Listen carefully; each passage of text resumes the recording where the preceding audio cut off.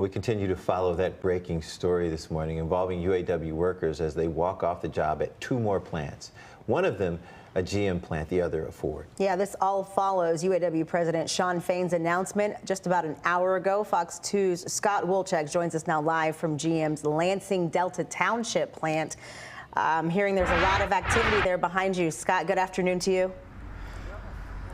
Hi there, Moriel. Hi, Lee. Yeah, this is absolutely a super big deal over here. We've actually got people showing up right now, joining the picket lines. This plant is absolutely huge. More than 2,000 workers here are hitting the picket lines, and one of them is joining me right now. His name is Dennis, and Dennis, you've been an auto worker for 29 years.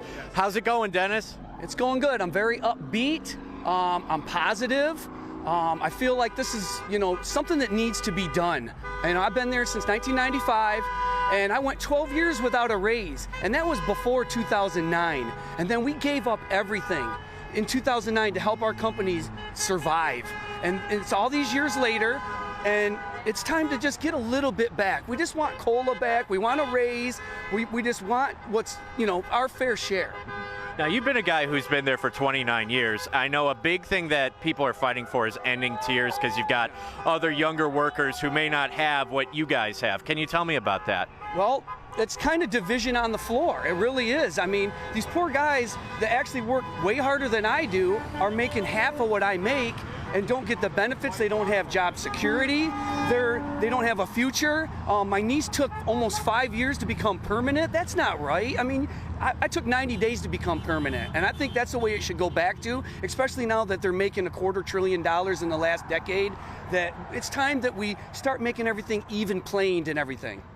Now, one of the things that I'm thinking, right, so the first week, they called on 3 plants. Last week, Fain took and said, hey, GM and Stellantis aren't coming to the table. Again, this week he says GM and Ford aren't coming. So that's 2 weeks. GM hasn't quite been meeting Fain's demands. What are your thoughts on that? My thoughts are very disappointing with my company because they've already, and this has been documented and proof, that General Motors hired scabs to walk across our picket line at $14 an hour. That's trying to go against everything that we're standing for. They want to run their cars. All they care about is getting that last car, that next car out, and they don't care about us on the floor. I really don't believe that. I've been here 29 years, and I've never felt like I've been loved by my company. I'm loved by my union, but not my company.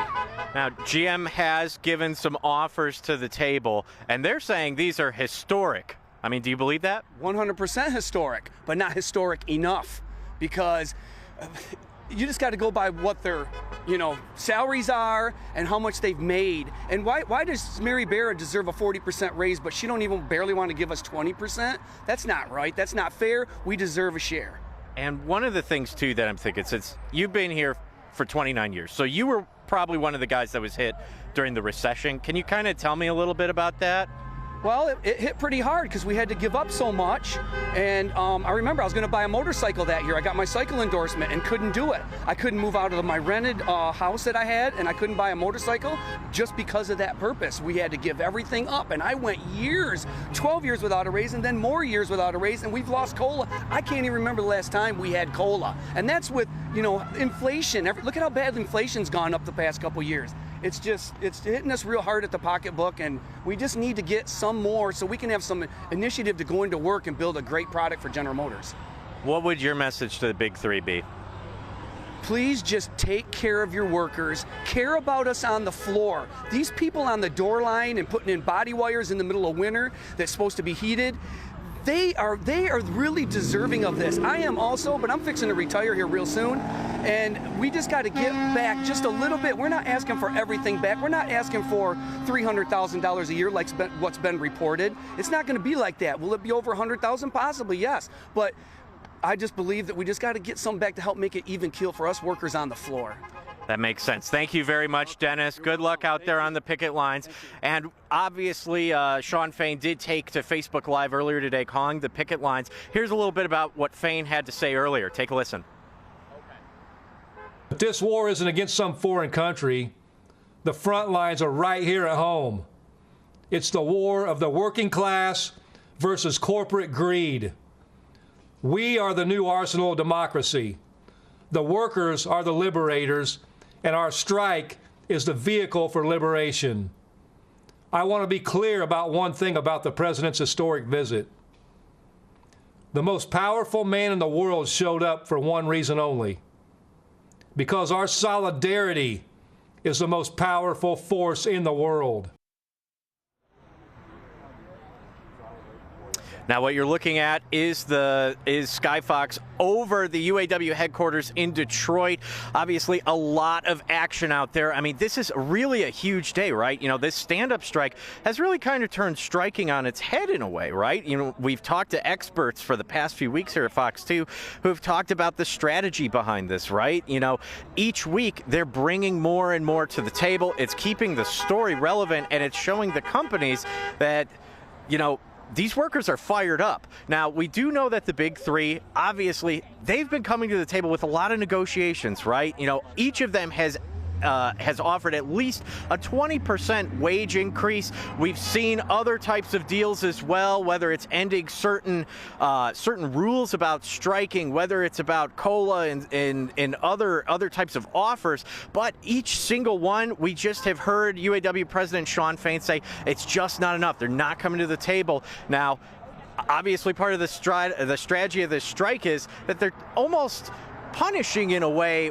the big three members that do not come to the table, right? So this week we're seeing Ford and GM targeted because Stellantis got on the phone and talked with UAW officials right before that Facebook Live and really seemed to change a lot of the strike strategy this morning. Obviously, lots of action going on today. We're going to keep you updated. We've got thousands of UAW members on strike at this very moment, at least 21 states across America. So it's certainly quite a big deal. Reporting live in Delta Township, Scott Walczak, Fox 2 News.